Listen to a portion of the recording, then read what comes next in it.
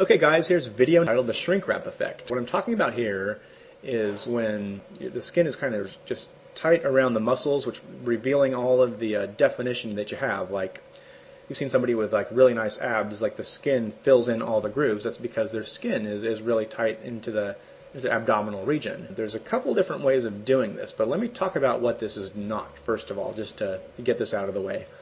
This is not carb loading and carb depleting. That's a way of getting the shrink wrap effect for like 24 to 72 hours.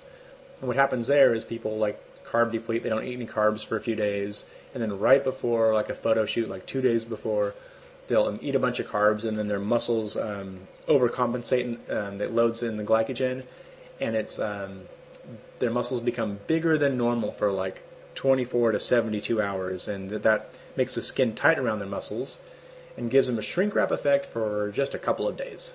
Well, I'm not talking about that, because who wants to look good for just a couple of days? The shrink wrap effect I'm talking about is how to hold this look for like an entire summer or even longer.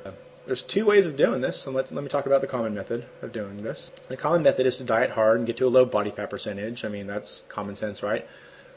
But to hold that body fat level for at least 6 to 8 weeks without losing muscle. So you want to be at that exact same size and hold that size, and within about around the 2-month mark or like 6-week mark, the skin will adapt to that new smaller body size that you are, and so the skin will look nice and tight around your new body size. And that's why like lots of times people look better in mid-July than they do at the beginning of June, because their skin is lagging behind. That's the common way, but I do have a more advanced strategy that works better, so let's talk about that. Okay, so here you've really got to watch video number 2, the one right before this, to understand what I'm talking about here. But here what you want to do is you want to diet hard, get to that low body fat level just like you do using the common method. But here you want to work on, when you're lifting, you want to work in that lower rep range. You want to increase your muscle density, but purposely lose a little bit of that sarcoplasmic growth, the fluid within the muscle cells. So purposely avoid those higher rep ranges, avoid the pump, avoid fatigue and all that, and so get to about 5 to 10 pounds lighter than your ideal size, than your target weight. And what will happen is during this period of time when you're lifting the lower rep ranges and dieting and stuff, your skin is going to shrink down and get really close to that lowest weight, that 5 to 10 pounds lighter weight that you are, and at some point it'll be kind of tight around that lower body fat level and that lower body size level that you are.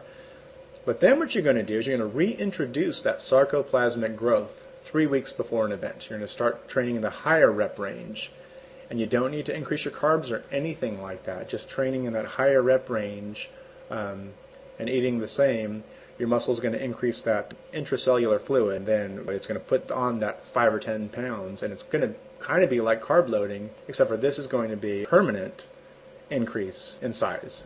This is exactly what Taylor Lautner used in preparation for New Moon. If you were to read his interview in Men's Health, I think it is, he talks about how with just 3 or 4 weeks to go and shooting the movie, that he was too light. And so what his personal trainer had him do was put on muscle right up until the day of the shoot. So they got him ripped, got him down to low body fat level, but he was working his way up right before the shoot, and that's the main key, is to get smaller than what you need to be by focusing on the low rep range, the myofibrillar density training, and avoiding the sarcoplasmic training. 3 weeks before summer or before a trip, work your way back up by doing that higher rep training and reintroduce that intracellular fluid into your muscle cells. And then what's going to happen is after about 2 or 3 weeks, you're going to have this crazy shrink wrap effect.